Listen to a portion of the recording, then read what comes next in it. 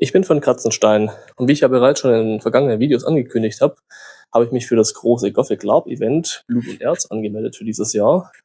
Und da ich ja noch neu im LARP bin und das auch mein erstes offizielles LARP ist, muss ich mir natürlich erstmal eine Gewandung anlegen, die in die Spielwelt passt. Ich habe mich natürlich jetzt hier, wie man das leicht sieht, an die schwere Banditenrüstung aus Gothic 1 sehr stark angelehnt, mit natürlich ein paar Freiheiten, damit ich einen individuellen Charakter natürlich auch haben kann. In diesem Video zeige ich euch, was ich jetzt hier alles trage, Schicht für Schicht. Das heißt von innen nach außen. Und auch erzähle ich euch noch und noch ein paar Videos einblenden, wie ich das dann auch alles hergestellt habe. Genau, von dem her wünsche ich euch viel Spaß bei dem Video. Ich fange jetzt mal mit der Unterkleidung von der schweren Banditenrüstung an. Die besteht jetzt im Endeffekt einfach nur aus einer ganz normal blauen Tunika. Habe ich aus Leinenstoff gemacht, die logischerweise wie es im Spiel ärmellos ist. Und hier dieser Bruche in diesem steingrünen Farbton. Die Tunika sowie auch die Bruche habe ich aus einem Schnittmuster erstellt, und zwar nach diesem Buch hier, Kleidung des Mittelalters selbst anfertigen. Aus dem Buch hier habe ich bereits sehr viele Schnittmuster genommen und gerade auch hier dieses Schnittmuster für die Tunika, daraus bestehen eigentlich fast alle meine Kleidungsstücke.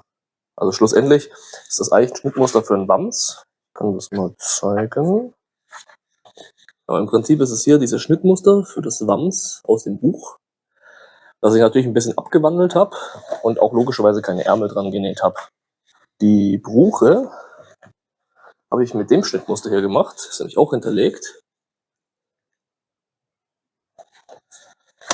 Aber tatsächlich muss ich sagen, die ist mir nicht so ganz gelungen. Also das ist die erste Bruche, die ich gemacht habe. Die ist okay, die lässt sich tragen und funktioniert auch. Aber naja, so ganz gut wie in dem Buch hat es nicht funktioniert. Aber trotzdem, ich kann dieses Buch wirklich empfehlen, wenn man sich Kleidung fürs Mittelalter anfertigen möchte.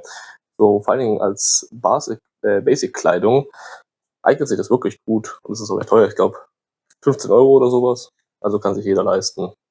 Was ich jetzt natürlich hier an der Tunika auch gemacht habe, ich habe jetzt hier die Ränder, habe ich gar nicht versäubert, damit es einfach auch ein bisschen rauer ist und mehr in die Spielwelt von Gothic 1 passt. Genauso auch wie bei der Bruche, die ist relativ grob geschneidert von mir.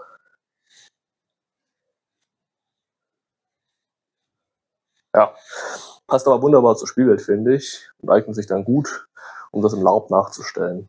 Dann kommen wir jetzt mal zum nächsten Kleidungsstück, was jetzt über der Buche liegt, ist nämlich hier diese Hose mit diesen enormen Fellbeinen. Ich habe mir jetzt das Bild von der Rüstung im Spiel sehr lange angeschaut und habe mir überlegt, wie mache ich diese Hose? Ich bin dann irgendwann mal zum Schluss gekommen, dass die Hose aus der Bruche und den Beinlingen besteht.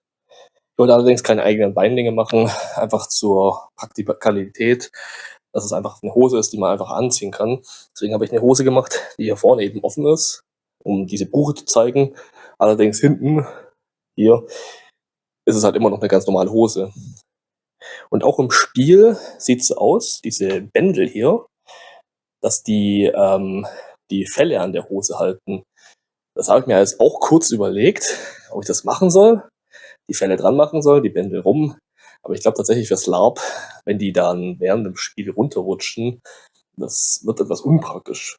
Deswegen habe ich mir mit den Beinen, also ich habe mir, im Endeffekt ist das alles Kunstfell, ich habe dafür jetzt nicht eingesehen, echtes Fell zu kaufen, das wäre irgendwie, ich weiß nicht, nee, fand ich nicht so gut.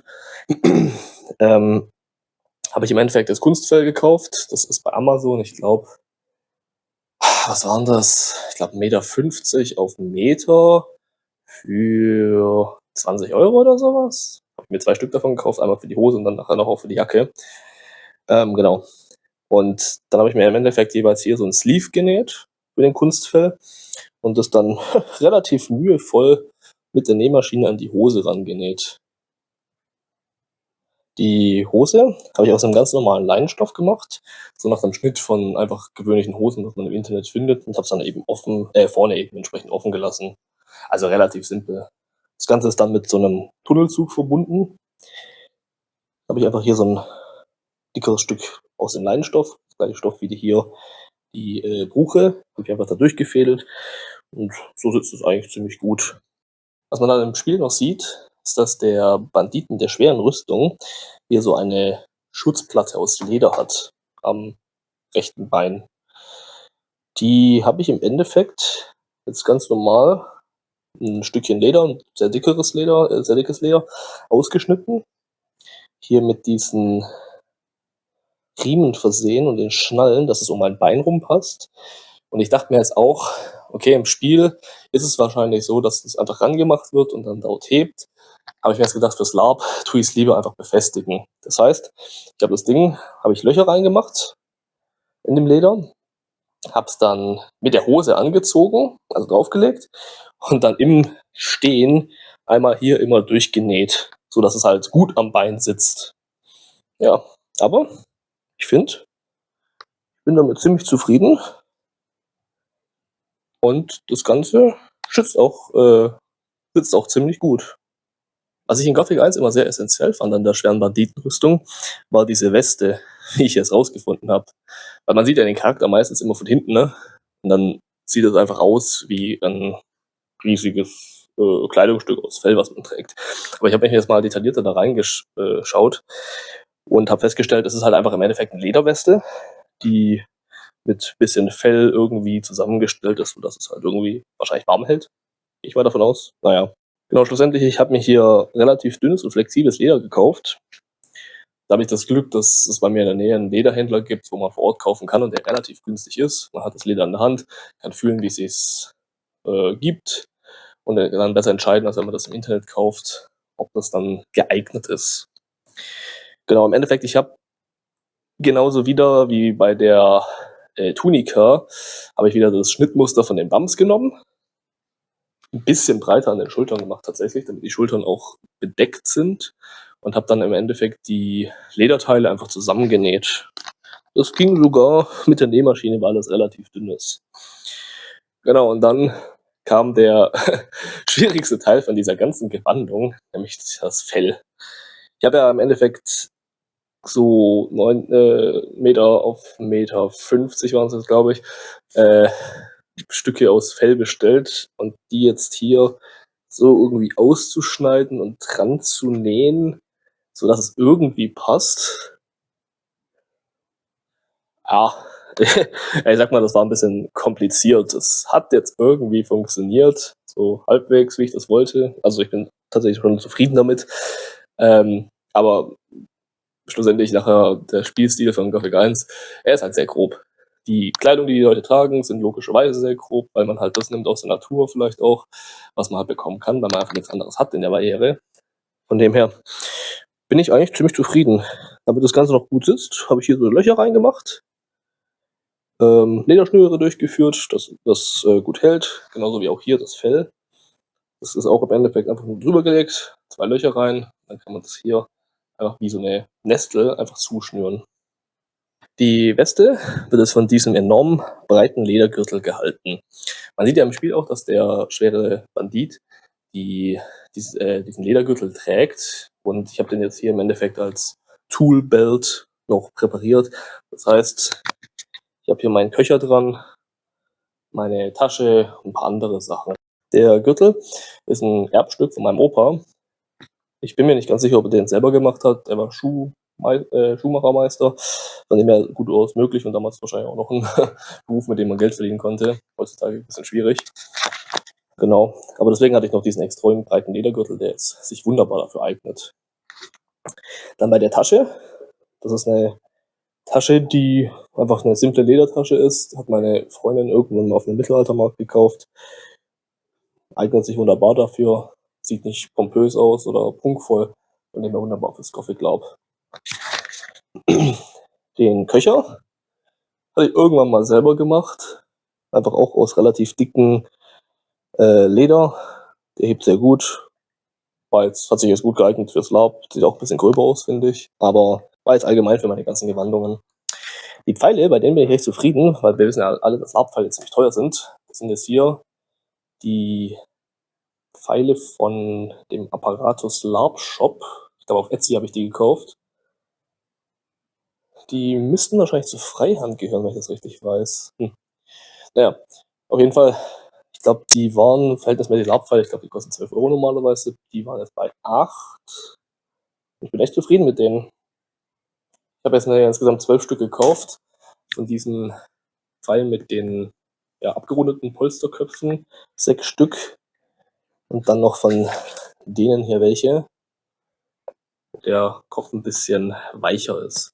Wahrscheinlich fliegen die ein bisschen schlechter, aber ich versuche die auf kürzere Distanz zu ziehen und damit zu schießen, da die mit dem weniger härteren Kopf wahrscheinlich dann auch weniger wehtun.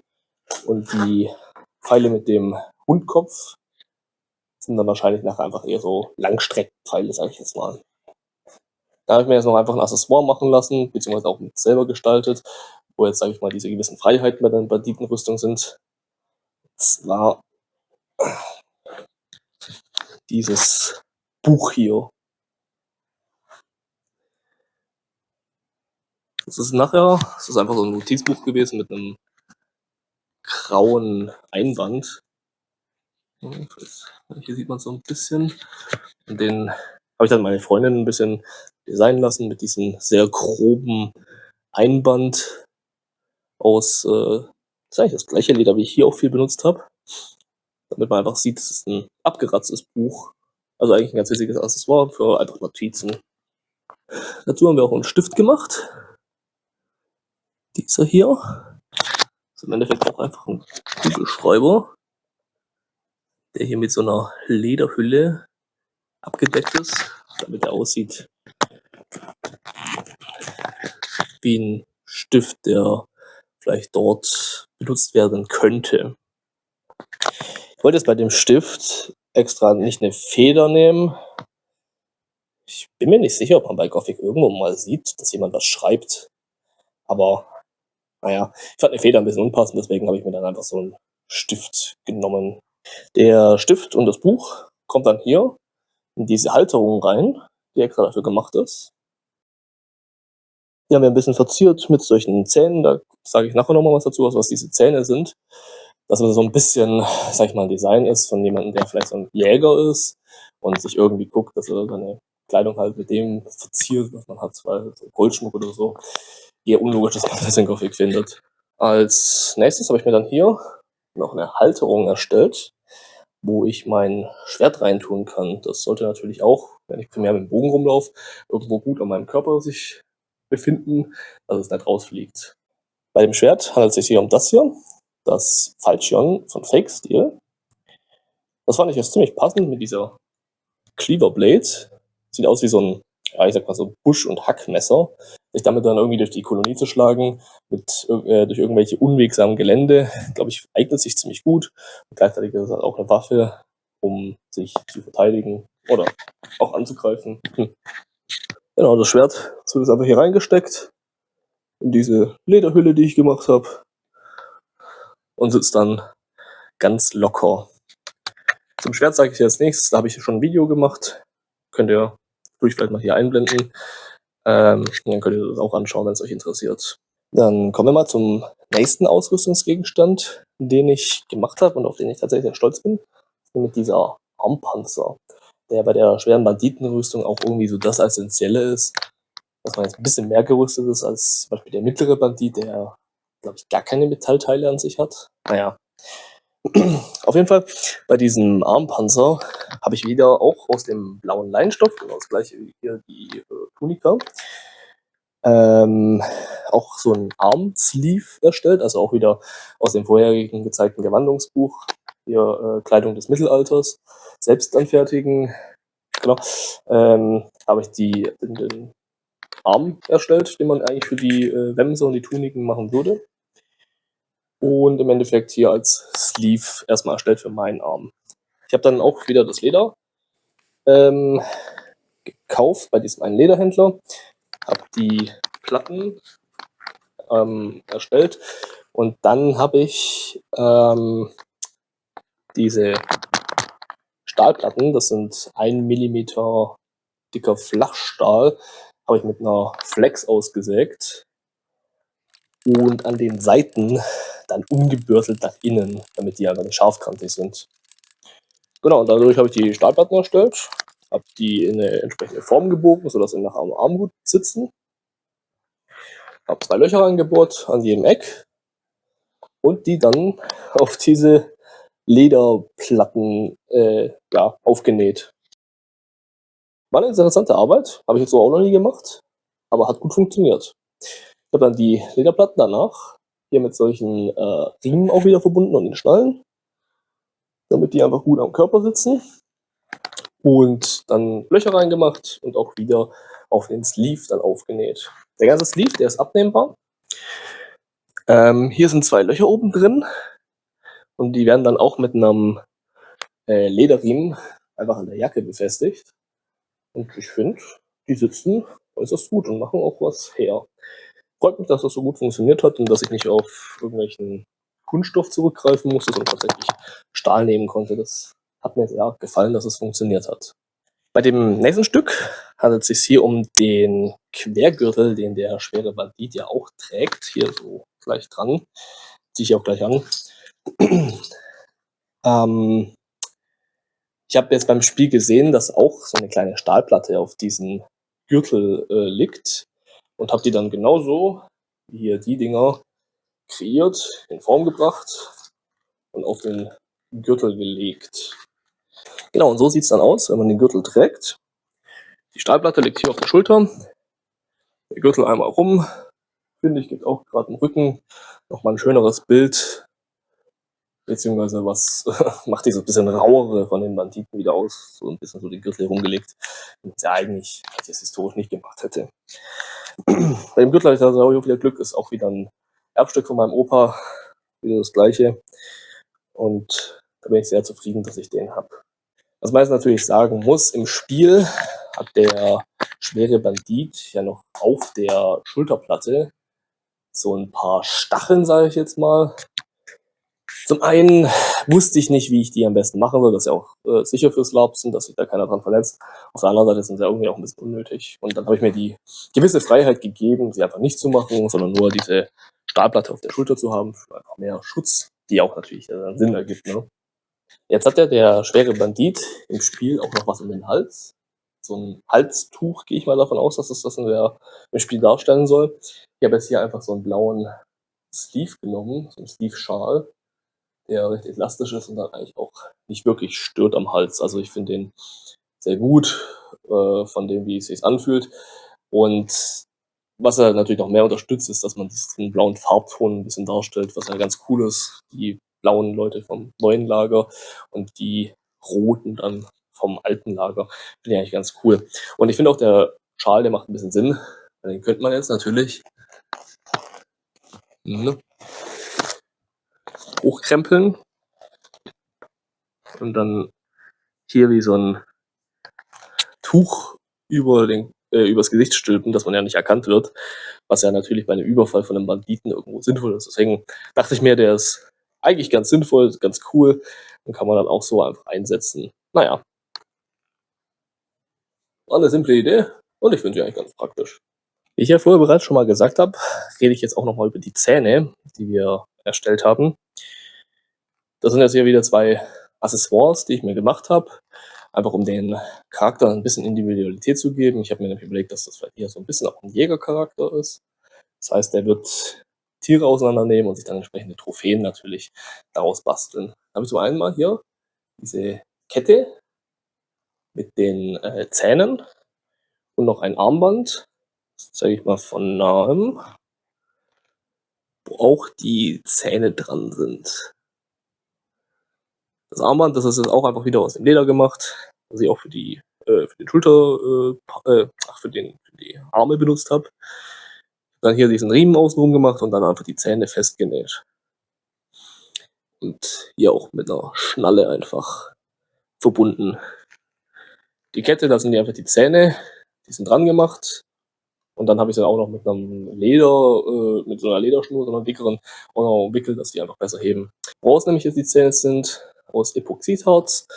Das heißt, wir haben die einfach aus diesen 2 Komponenten dann zusammengebastelt und dann als Zähne modelliert. Und ich finde tatsächlich das Ergebnis, das kann sich sehen lassen. Also es sieht jetzt mal auf den ersten Blick aus wie ganz einfache Zähne von irgendwelchen Bestien, die man in der Wildnis erlegt hat. Ich bin auf jeden Fall zufrieden. Dann sind wir auch schon fast am Ende. Jetzt habe ich noch ein paar kleine Accessoires, nämlich hier dieses Glashorn. Das habe ich mir auch irgendwann mal auf dem Mittelaltermarkt gekauft, fand ich damals sehr cool. Ich kann es auch benutzen, ich muss vielleicht nur noch ein bisschen mehr damit üben. Auf jeden Fall dachte ich mir, das würde doch wahrscheinlich für einen Jägercharakter ganz cool sein, um irgendwelche Signale zu geben oder vielleicht auch beim Gardisten zu überfallen und da ein Signal zu geben. Naja, ich muss auch mal überlegen, ob ich das dann auch tatsächlich mitnehme oder es einfach nur dabei habe. Aber ich meine, schlussendlich, ich kann es einfach hier um mich legen, dann ist es bei mir, stört nicht besonders. Wunderbar, so soll es sein. Dann das allerletzte, was bei einem Jägercharakter natürlich nicht fehlen darf, und ich finde auch zu einem Banditen passt es ziemlich gut, sein Bogen. Das ist auch ein ganz simpler Bogen, der ist, glaube ich, innen mit Fiberglas gefüllt, außen mit Leder ein bisschen versehen, dass es natürlich irgendwie schöner aussieht. Und dann so ein 25-Pfund-Bogen, der dann fürs Laub eine angemessene Stärke hat, dass die Pfeile noch möglichst weit fliegen, aber natürlich auch nicht so stark sind, um irgendwann zu verletzen. Genau. Hat mich, glaube ich, damals 90 € gekostet, wenn ich das richtig weiß. Also als Primärwaffe dann eigentlich ein ganz guter Preis, finde ich. Das war's jetzt mal mit meinem Vorstellungsvideo über meine Laubausrüstung fürs Gothic Lab, die schwere Banditenrüstung. Ich hoffe, das hat euch gefallen, hilft euch vielleicht weiter. Ihr könnt mir ja mal in die Kommentare schreiben, was ihr von der ganzen Klamotte haltet oder ob ihr vielleicht sogar was verbessert hättet oder ob ihr vielleicht auch euch eine andere Gewandung für so einen Lab gemacht hättet. Ich tue mal den Link für die Anmeldung fürs Lab, das ist Ende Mai genau, tue ich mal in die Videobeschreibung setzen. Wenn ihr Interesse habt, könnt ihr hier noch anmelden und dann würden wir es dort ja sehen. Von dem her ist das das Ende von dem Video. Ich hoffe, ihr hattet ganz viel Spaß.